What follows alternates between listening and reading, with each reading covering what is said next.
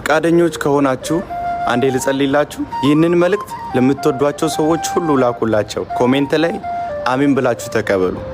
መጽሐፍ ቅዱስ የእግዚአብሔር ቃል ሲናገር ሐናም ስትጸልይ እንዲህ አለች፣ ልቤ በእግዚአብሔር ጸና፣ አፌም በጠላቶቼ ላይ ተከፈተ፣ ቀንዴም በእግዚአብሔር ከፍ ከፍ አለ ብላ ተናገረች። እንዲህ ብዬ ልጸልይላችሁ ነው።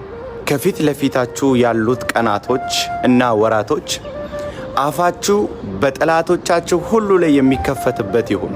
ባስለቀሷችሁ ሰዎች ፊት ለፊት ላይ አንደበታችሁ በእልልታ የሚሞላበት ጊዜ ይሁን። በሳቁባችሁ ሰዎች ላይ የምትስቁበት ጊዜ ይሁን። በጠላቶቻችሁ ራስ ላይ የምትቆሙበት ጊዜ ይሁን።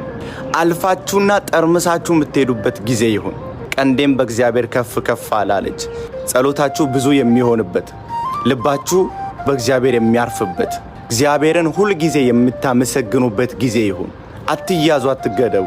በነገር ሁሉ ድል የምትነሱበት ወራችሁ፣ ቀናችሁ ይሁንላችሁ። ጠላቶቻችሁን ሁሉ እግዚአብሔር ያስገዛላችሁ።